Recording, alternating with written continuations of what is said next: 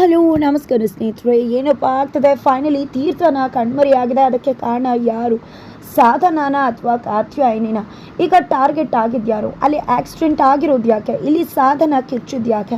ಇದು ಎಲ್ಲವನ್ನ ಕೂಡ ತಿಳ್ಕೋಬೇಕು ಅಂದರೆ ಈಗಲೇ ನಮ್ಮ ಈ ಚಾನಲ್ನ ಸಬ್ಸ್ಕ್ರೈಬ್ ಮಾಡಿ, ಹಾಗೆ ಒಂದು ವಿಡಿಯೋವನ್ನು ಪೂರ್ತಿಯಾಗಿ ನೋಡಿ.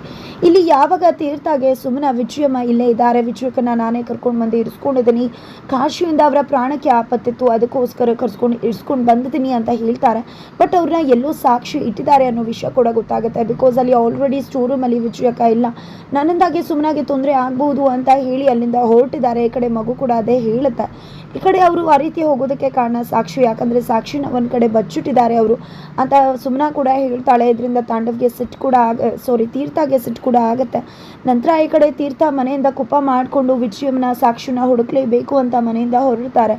ಈ ಕಡೆ ಸುಮ್ಮನ ಕೂಡ ಹಾಗೆ ಸುಭಾಷ್ ಕೂಡ ಬಂದಿದ್ದಾರೆ. ಇಬ್ಬರು ಕೂಡ ಸೇರಿಕೊಂಡು ಎಲ್ಲ ಕಡೆ ಕಾಲೋನಿ ಹತ್ರ ಹೋಗಿ ಎಲ್ಲ ಕಡೆ ಹುಡುಕ್ತಿದ್ದಾರೆ ವಿಜಯಮ್ಮ ಎಲ್ಲಿರ್ಬೋದು ಅಂತ. ಜೊತೆಗೆ ವಿಜಯಮ್ಮ ಯಾವ್ಯಾವ ಜಾಗಕ್ಕೆ ತೀರ್ಥನ ಬರೋಕ್ಕೆ ಹೇಳಿದ್ರು, ದೇವಸ್ಥಾನ, ಪ್ರತಿಯೊಂದು ಜಾಗದಲ್ಲೂ ಕೂಡ ಸುಮ್ಮನ ಹೋಗಿ ಹುಡುಕ್ತಿದ್ದಾಳೆ. ಫೈನಲಿ ಅವಳು ಮೀಟ್ ಮಾಡಿದಂಥ ಜಾಗಕ್ಕೆ ಹೋಗ್ತಾಳೆ. ಅಲ್ಲೂ ಕೂಡ ಎಲ್ಲೂ ಕೂಡ ಕಾಣಿಸ್ತಿಲ್ಲ. ಏನು ಮಾಡೋದು?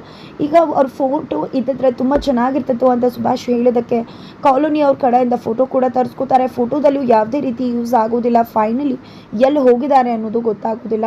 ಇನ್ನೇನು ಮಾಡೋದು? ಖಂಡಿತ ಅಣ್ಣ ಹೋಗಿದ್ದಾರೆ, ಸಿಕ್ಕಿದ್ರೂ ಸಿಗಬಹುದು, ಅವ್ರಾಗ ಅವರೇ ಬರಬೇಕು. ಬಿಕಾಸ್ ಅವರು ಸಾಕ್ಷಿ ಹುಡ್ಕೋಕೆ ಹೋಗಿದ್ದಾರೆ ಅಂತ ಅಂದ್ಕೊಂಡಿದ್ದೆ. ಫೈನಲಿ ಮನೆಗೆ ಬರ್ತಾರೆ. ಈ ಕಡೆ ಸುಮ್ಮನೆ ತುಂಬ ಗಾಬರಿ ಆಗಿದ್ದಾಳೆ. ಬಿಕಾಸ್ ಬೆಳಗ್ಗೆ ಹೋದಂಥ ತೀರ್ಥ ಇನ್ನೂ ಕೂಡ ಫೋನ್ ಮಾಡಿಲ್ಲ, ಫೋನ್ ನಾಟ್ ರೀಚಬಲ್ ಬರ್ತದೆ. ಈ ಕಡೆ ಯಾವುದೇ ಕಾರಣಕ್ಕೂ ಕಾಲ್ ರಿಸೀವ್ ಮಾಡ್ತಿಲ್ಲ.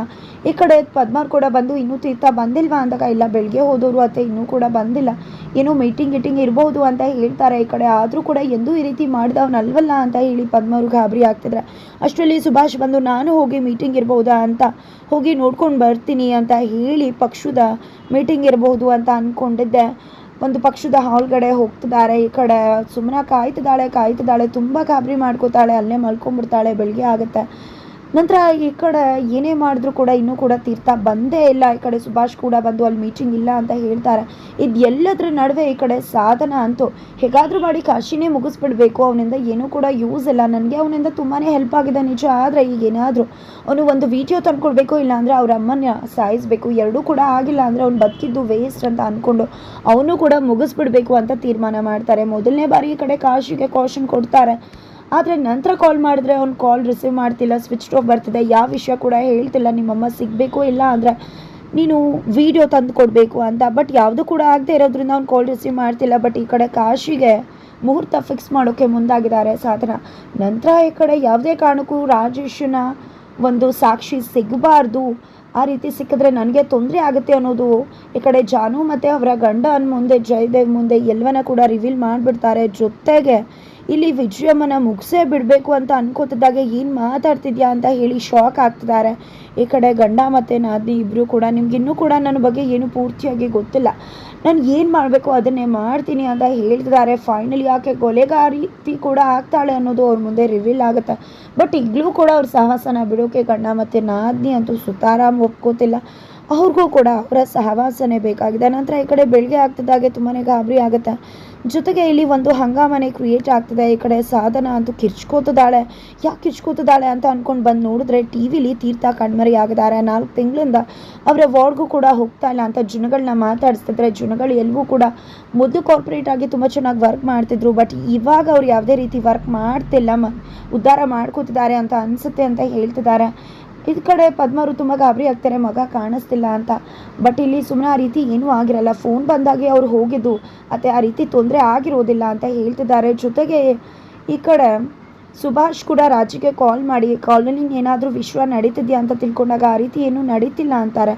ಜೊತೆಗೆ ಮತ್ತು ಈ ರೀತಿಯೆಲ್ಲ ಟಿ.ವಿಲಿ ಬರ್ತಿದೆ ಅಂದಾಗ ನಾನು ಕೂಡ ನೋಡಿದೆ, ಯಾರೋ ಆಪೋಸಿಟ್ ಪಾರ್ಟಿಯವರು ಈ ರೀತಿ ಮಾಡಿರ್ಬೋದು.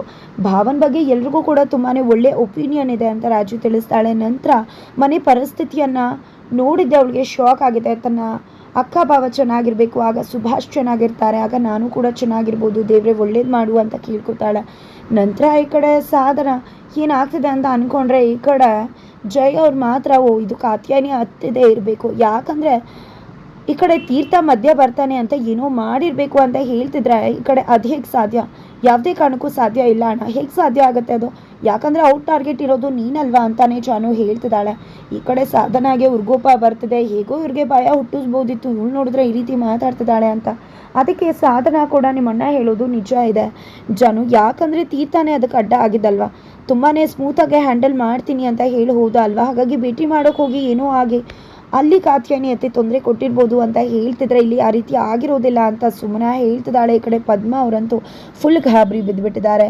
ಜೊತೆಗೆ ಈ ಕಡೆ ಸುಭಾಷ್ ಕೂಡ ಬಂದಿದೆ. ಯಾವುದೇ ರೀತಿ ಹೋರಾಟ ಕಾಲೋನಿಲಿ ನಡೀತಿಲ್ವಂತೆ, ಇವೆಲ್ಲ ಫೇಕ್ ಸುಮ್ಮನೆ ಅಂತ ಹೇಳ್ತಿದ್ರೆ ಆ ಕಾಲೋನಿ ಒಂದೇ ಒಂದು ವಾರ್ಡ್ ಆಗಿರೋದಲ್ಲ ಸುಭಾಷ್, ಬೇರೆ ಕೂಡ ಆಗಿರತ್ತೆ, ಅಲ್ಲೇನಾದರೂ ಗಲಾಟೆ ಆಗ್ತಿರ್ಬಹುದಲ್ವಾ ಅಂತ ಹೇಳ್ತಾರೆ.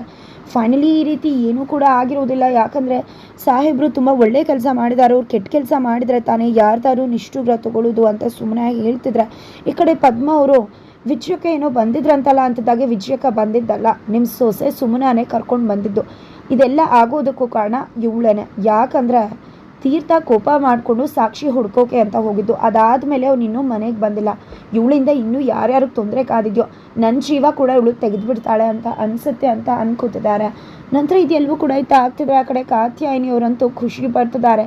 ಏಕೆ ಶಿವಪ್ರಸಾದ್, ಇನ್ನು ಮುಂದೆ ಮುಗೀತು ಕತೆ, ನಿನ್ನ ನೆಮ್ಮದಿ ಅನ್ನೋದು ನಿನ್ನ ಜೀವನದಲ್ಲೂ ಕೂಡ ಇರುವುದಿಲ್ಲ. ಇಷ್ಟು ದಿನ ಹೇಗೂ ಇದ್ದೆ, ಆದರೆ ಇನ್ನು ಮುಂದೆ ನನ್ನ ಆಟ ಶುರು ಮಾಡ್ಕೊಂಡಿದ್ದೀನಿ, ಏನಾಗತ್ತೆ? ಫೈನಲಿ ಆವತ್ತು ನೀನು ಅಡ್ಡ ಬಂದಿದೆ, ಇವತ್ತು ನಿನ್ನ ಮಗ ತೀರ್ಥ ಅಡ್ಡ ಬಂದಿದ್ದ, ಆದರೆ ಈಗ ಅವನೇ ಕಾಣೆಯಾಗಿದ್ದಾನೆ. ಇನ್ನು ಯಾರು ಅಡ್ಡ ಬರ್ತಾರೆ? ಇನ್ನು ಆ ಜೈ ರಕ್ತನ ಕುಡಿಯೋದಷ್ಟೇ ಬಾಕಿ ಅಂತ ಹೇಳಿ ಕೆಟ್ಟ ನಗುವನ್ನು ಕಾತ್ಯಾಯನಿ ಬೀರ್ತಿದ್ದಾರೆ. ನಂತರ ಆದರೆ ಈ ಕಡೆ ತೀರ್ಥ ಎಲ್ಲಿ ಹೋದ ಅಂತ ಗೊತ್ತಿಲ್ಲ. ಫೋಟೋಗೆ ಇಂಟು ಮಾರ್ಕ್ ಹಾಕಿರೋ ಫೋಟೋನ ಹಾಗೆ ನೋಡಿ ಬಿಸಾಡ್ತಿದ್ದಾರೆ. ಹಾಗಿದ್ರೆ ತೀರ್ಥನ ಇಲ್ಲಿ ಕಾತ್ಯಾಯನಿಯವರೇ ಕಿಡ್ನಾಪ್ ಮಾಡಿರ್ಬೋದು. ಕಾಣದಿರೋ ನಿಗೂಢ ಜಾಗದಲ್ಲಿ ತೀರ್ಥ ಇರ್ಬೋದು. ಈ ಕಡೆ ಮನೆಯಲ್ಲಿ ಒಂದು ಹಂಗಾಮನೆ ನಡೀತಿದೆ. ಬಿಕಾಸ್ ಈ ಕಡೆ ಹಾಸ್ಪಿಟಲಿನಿಂದ ಕಾಲ್ ಬರುತ್ತೆ. ಸಾಧನ ಕಾಲ್ನ ರಿಸೀವ್ ಮಾಡ್ತಾರೆ. ರಿಸೀವ್ ಮಾಡ್ತಿದ್ದಾಗೆ ಅವ್ರಿಗೆ ಬಿಗ್ ಶಾಕ್ ಆಗಿದೆ. ಬಿಕಾಸ್ ಇದು ತೀರ್ಥ ಅವ್ರ ಮನೆನಾ ಅಂತ ಕೇಳ್ತಿದ್ರೆ ಹೌದು ಅಂತ ಹೇಳ್ತಿದ್ದಾರೆ. ಈ ಒಂದು ನಂಬರ್ ನಮಗೆ ಅವರಲ್ಲಿ ಸಿಕ್ತು, ಒಂದು ಆಕ್ಸಿಡೆಂಟ್ ಕೇಸ್ ಬಂದಿದೆ, ಅದಕ್ಕೋಸ್ಕರ ನಿಮಗೆ ಕಾಲ್ ಮಾಡಿದ್ದೀವಿ, ಈ ನಂಬರ್ ಸಿಕ್ತು, ತುಂಬಾ ಸೀರಿಯಸ್ ಇದೆ, ಹಾಸ್ಪಿಟಲ್ಗೆ ಬರೋಕ್ಕಾಗುತ್ತಾ ಅಂತ ಹೇಳ್ತಿದ್ದಾಗೆ ಓ ನೋ ಅಂತ ಹೇಳಿ ಈ ಕಡೆ ಸಾಧನ ಕಿರ್ಚ್ಕೋತಿದ್ದಾಳೆ, ಶಾಕ್ ಆಗ್ತಿದ್ದಾಳೆ. ಫೈನಲಿ ಇಲ್ಲಿ ಸುಮ್ಮನೆ ಹಾಗೆ ಪದ್ಮವ್ರು ಎಲ್ಲರೂ ಕೂಡ ಏನಾಯಿತು ಅಂತ ಬಂದು ಕೇಳ್ತಿದ್ದಾರೆ. ಹಾಗಾದರೆ ಏನಪ್ಪ ಆಯಿತು? ಸಾಧನ ಯಾಕೆ ಅಷ್ಟು ಜೋರಾಗಿ ಕಿರ್ಚ್ಕೊಂಡಿದ್ದು? ಅದು ತೀರ್ಥ ಇರ್ಬೋದು ಅಂತನಾ, ಅಥವಾ ಅವ್ರ ಗಂಡನಿಗೆ ಈ ರೀತಿ ಆಗಿದೆಯಾ? ಹಾಸ್ಪಿಟಲಲ್ಲಿ ಆಕ್ಸಿಡೆಂಟ್ ಆಗಿರೋದು ಅವರ ಗಂಡಂಗ ಅಥವಾ ತೀರ್ಥಾಗ ಅನ್ನೋದನ್ನು ತಿಳ್ಕೊಬೇಕಾಗಿದೆ. ಜೊತೆಗೆ ಚಿಟ್ಟಿಯ ಸಹಾಯದಿಂದ ಇವರು ಶಂಕರೇಗೌಡರು ಮನೆಗೆ ಹೋಗಿ ಈ ಒಂದು ವಿಶ್ವನ ಮಾತಾಡೋದಕ್ಕೂ ಕೂಡ ಸುಮ್ಮನೆ ಹಾಗೆ ಸುಭಾಷ್ ತೀರ್ಮಾನ ಮಾಡ್ಕೊಂಡಿದ್ದಾರೆ. ಯಾಕಂದರೆ ಶಂಕರೇಗೌಡರಿಗೂ ಗೊತ್ತಿಲ್ಲ ತೀರ್ಥ ಎಲ್ಲಿದ್ದಾರೆ ಅಂತ, ಮನೇಲಿ ಇರ್ತಾರೆ ಅಂತ ಅನ್ನೋದ್ರ ಮುಖಾಂತರ ಮೀಡಿಯಾ ಮುಂದೆ ಹೇಳಿಕೆ ಕೊಟ್ಟಿರ್ತಾರೆ. ಹಾಗಾದರೆ ಈ ಒಂದು ಹಾಸ್ಪಿಟಲಲ್ಲಿ ಅಡ್ಮಿಟ್ ಆಗಿರೋದು ಯಾರು? ಯಾರಿಗೆ ಆಕ್ಸಿಡೆಂಟ್ ಆಗಿರೋದು? ಸಾಧನ ಅಷ್ಟು ಗಾಬರಿ ಬಿದ್ದಿದ್ದು ಯಾಕೆ? ಏನಾಗಿದೆ? ತೀರ್ಥ ಕಾಣೆಯಾಗಿದ್ದು ಎಲ್ಲಿ? ತೀರ್ಥನ ಕೂಡ ಹಾಕಿರೋದು ಯಾರು? ಇದು ಎಲ್ಲವನ್ನ ಕೂಡ ತಿಳ್ಕೋಬೇಕು ಅಂದರೆ ಮುಂದಿನ ವಿಡಿಯೋಗೋಸ್ಕರ ವೀಚ್ ಮಾಡೋದನ್ನು ಮರಿ.